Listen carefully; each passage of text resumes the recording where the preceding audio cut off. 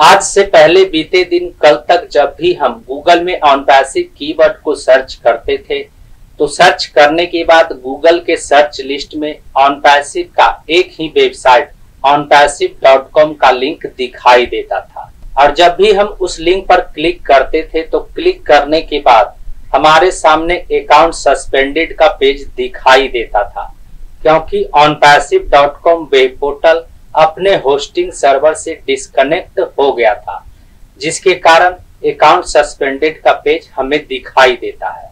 Google के search list में ecosystem यानी oes.onpassive.com वेबसाइट का लिंक दिखाई नहीं देता था, क्योंकि oes.onpassive.com वेबसाइट को onpassive.com वेब पोर्टल से लिंक कर दिया गया था, जिसके कारण अकाउंट सस्पेंडेड से पहले जब भी हम onpassive.com वेब पोर्टल वाले लिंक पर क्लिक करते थे तो हमारे सामने इकोसिस्टम का लॉगिन पेज दिखाई देने लगता था। लेकिन onpassive.com वेब पोर्टल का अकाउंट सस्पेंडेड होने के बाद जब भी हम उस लिंक पर क्लिक करते हैं तो क्लिक करने के बाद हम OS वेब पोर्टल यानी इकोसिस्टम के लॉगिन पेज पर नहीं जा पाते हैं। वहीं इस समस्या को देखते हुए अब oes.onpassive.com वेब पोर्टल को onpassive.com वेब पोर्टल से अनलिंक कर दिया गया है,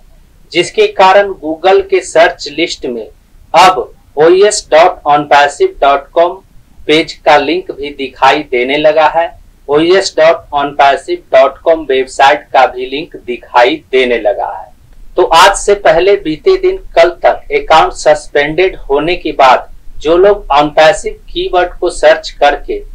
onpassive.com वेब पोर्टल वाले लिंक पर क्लिक करके इकोसिस्टम में लॉगिन करते थे, वे लोग लॉगिन नहीं कर पा रहे थे, क्योंकि इकोसिस्टम का लॉगिन पेज दिखाई ही नहीं दे रहा था। लेकिन अब oes.onpassive.com वेब पोर्टल को onpassive.com वेब पोर्टल से अनलिंक किए जाने के बाद oes.onpassive.com वेब पोर्टल भी गूगल के सर्च लिस्ट में दिखाई देने लगा है, जिससे अब फाउंडर oes.onpassive.com वाले लिंक पर क्लिक करके सीधा इकोसिस्टम के लॉगिन पेज पर जा सकते हैं और वहां पर अपना ईमेल आईडी और पासवर्ड डाल करके इकोसिस्टम में लॉगिन कर सकते हैं। तो जो फाउंडर्स इस वजह से इकोसिस्टम में लॉगिन नहीं कर पा रहे थे, उनके लिए यह गुड न्यूज है कि वे अब OnPassive कीवर्ड को भी गूगल में सर्च करके इकोसिस्टम में आसानी से लॉगिन कर सकते हैं। यहाँ पर आप देख सकते हैं गूगल में जब मैं OnPassive कीवर्ड को सर्च करता हूँ तो सर्च करने के बाद हमारे सामने OnPassive का 2-3 वेबसाइट का लिंक दिखाई देने लगा है, जिसमें एक लिंक है oes.onpassive.com, वहीं दूसरा लिंक है onpassive.com और तीसरा लिंक है ofounder.net। यानी गूगल सर्च के द्वारा अब OnPassive के इन तीनों वेब पोर्टल पर जाया जा सकता है। जब हम तीसरे लिंक ofounder.net पर क्लिक करते हैं तो हमारे सामने ofounder.net का पेज ओपन हो जाता है। वहीं जब हम दूसरे लिंक onpassive.com वाले लिंक पर क्लिक करते हैं तो क्लिक करने के बाद हम onpassive.com वेब पोर्टल के अकाउंट सस्पेंडेड वाले पेज पर चले जाते हैं।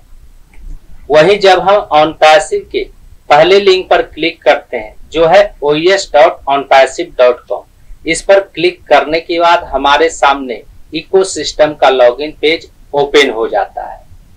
यहाँ से आप अपना ईमेल आईडी और पासवर्ड डाल करके इकोसिस्टम में लॉगिन कर सकते हैं। तो उन फाउंडर्स के लिए यह गुड न्यूज है कि कल तक जो फाउंडर गूगल सर्च के द्वारा इकोसिस्टम में लॉगिन नहीं कर पा रहे थे, वे फाउंडर अब गूगल सर्च के द्वारा भी इकोसिस्टम में लॉगिन कर सकते हैं।